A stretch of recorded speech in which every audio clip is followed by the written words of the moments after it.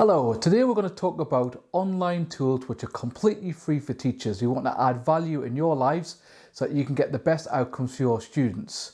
If you're new to this channel, please consider subscribing to the channel because what you will find is lots of teaching techniques and at the moment lots of online techniques that help you in your teaching and therefore help the students in the outcomes and help them have a better life.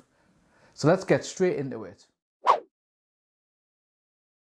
So the first tool we're going to look at is actually Google Jamboard. It is a completely free tool from Google and it actually integrates incredibly well if you've already got the Google Suite, because then you can integrate it into your Google Meets as well. So all I'm going to do is shift myself out of the way a second and then add in a new Google Jam. I can then, if I want to, I can even share this Google Jam with my class and we can actually collaborate together, because then they can add things or change things. Or again, if you're in a meeting, you can obviously collaborate with people as well. What it then gives you is it gives me a lot of tools I can use and talk about on here. It's quite good, again, if you want to use a whiteboard, because obviously you may not be able to use a whiteboard currently due to the fact that we're in the pandemic in the UK anyway. Let's put text on there and talk about things. So I'm going to talk about CPUs, because I'm a computer scientist. Obviously then you can put images in. You've got images from your area, or you can go and find them. You can go and browse for an image that you've got on your PC. If you take a picture of yourself, if you really want to, as long as you've got access on. There's a little picture of me there, just to go into there. Possibly I've got something written down. Let's put that in there. Obviously, other good things we've got here is we've got different color pens. We can change the pen and we can hold it down. And we've got different pens that are on there, different colors. So if we want to highlight something, or if we're looking at something, you want to make sure that's really obvious, we can obviously go around and highlight the actual word or the key thing we're talking about. We can also put in a sticky note. So we can put in, make sure that you complete your homework by ... And that goes into there. We can put that onto there, and we can obviously drag it as well. And drag that around the screen. And we can put a range of shapes on. So maybe you want to show something that we're doing, and we can put any of the tools that are on here. The biggest thing for me is actually to use it as a whiteboard if I was in the classroom, because I can't do that at the moment in a normal way. Even better if you've got a touchscreen device, because then you can draw it like you were there. So again, for me, I might draw something for computer science, and I might draw a binary weighting line. You do have to improve the quality of your mouse hold, so don't be quite as good as me. I'm sure you can do a little bit better. And then you can then do that and pretend you are in the lesson, and you can work on that. Well, the kind of biggest thing I think that Jamboard gives you as a free tool, like I said, is to share, and even share that as a small group. But if you've got SEN students, you can then share that as a small group and talk about ideas before they go on to them that you might not want to show the rest of the class. But the other thing is, if you can share the rest of the class, and you can get people to modify and edit that as you go. Just be careful with some students, because some may not use it as well as you would like them to. So that's the first tool, Google Jamboard. The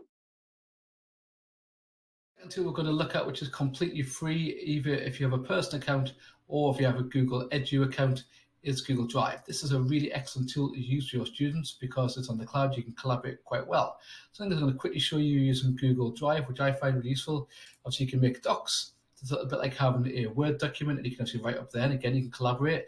You can actually get students to fill in their Google Doc, and then you can see what they're doing and add comments. But we'll look at that in another video. You can make spreadsheets, which we use for tracking, so we can track the students' progress. And again, because other people can see that, that's really useful. They can put on their marks and their scores, as well as maybe your line manager can see how things are going, and that lets everybody know transparently what's going on in your department or your classroom. That's what they need to do. Obviously, you can make Google Slides, which is probably a big tool, because then you can make presentations, and then you could use them in your calls, whether it's a Zoom call or a Meet call or Teams, and then people can see what you've been doing. And you can also get students to make their own Teams documents, and you can get students in your classroom to make Google Slides to kind of show their learning. And again, powerful tools to get them to share what they've been doing. Also, honey, you've got Google Forms, which we're going to come to talk about in a second, really good for assessments. But Google Docs is a really good way of kind of organizing what you're doing. And as you can see here, I've got different folders that are going on at the moment. And you can then organize your learning, but online, and any device you want to go on, it's still there. Another really fantastic free tool that you can use for your students online, or even when you get back in the classroom, is Google Forms. Obviously, you can make a Google form for your students, and then what you can do is you can use that to assess them. So we've been doing exactly that to try and track and assess our students during the current lockdown.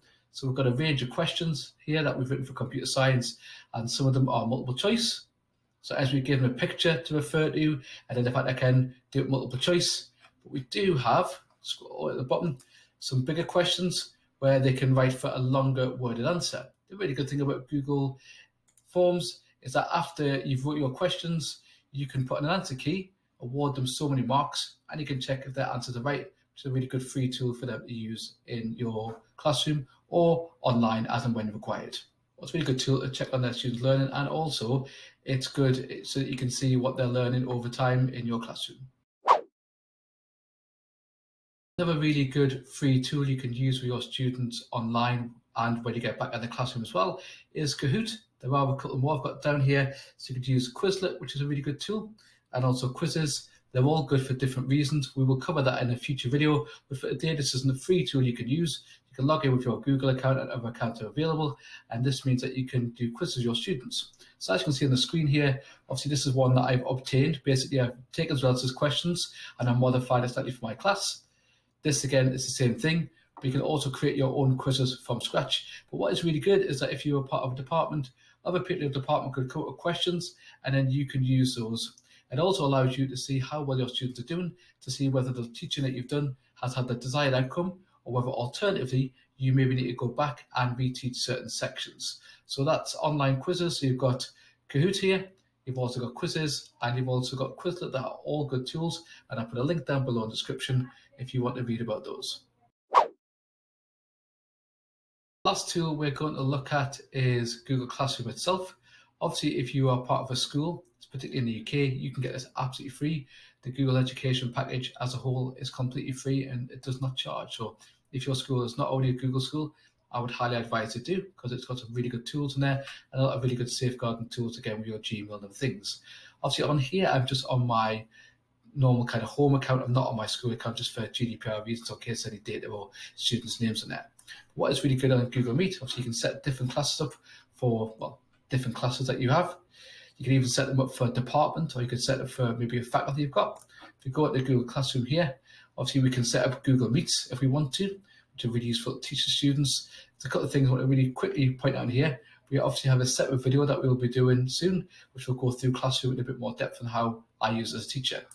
Obviously you can make announcements to your class, and you can change that whether you set it to all students or some students. So maybe you've got a key set of PP students or SEND students that you want to be able to share this with, then by all means you can go onto here and you can do that on there. Classwork is a really good tool as well. And I would advise that if you use Classwork, you put things into topics. And then what you can do is then if you kind of mention to students where to find things, it makes it much easier to put in a topic and say, look, it's in this topic. And then you can also reorder the topic. So you can put the topics you've been doing recently at the top and other topics further down to reorganize that. And again, on the create button, put assignments up. Because you put assignments in, so there's a hint there. You put titles in, some instructions. You can put a Google Drive document, and what you can do is you can set up a template that all students follow the same template, which is really, really useful, because then you can see how well students are doing. You can also put a generic link to be so that you've got on your Google Drive, or so it's not Google Drive, like a website. You actually upload a file from your PC or Chromebook, or alternatively, you can put a link to a YouTube video that you think is helpful to students. You can set a duty on the side, and you can set a topic. So Google Classroom is a really, really powerful tool. Or even if you want to use it for other things outside of school, it's a really good tool to share resources, and it's nice easy for people to see what they should be doing and when they should be doing it. If you got some value from this video, please smash the like button and please put a comment down below. What other tools do you use in your repertoire? And remember to hit that subscribe button to get more videos to help you with your journey, as in the next few weeks we'll be talking about more online tools that help you with online teaching and improve the outcomes for your students.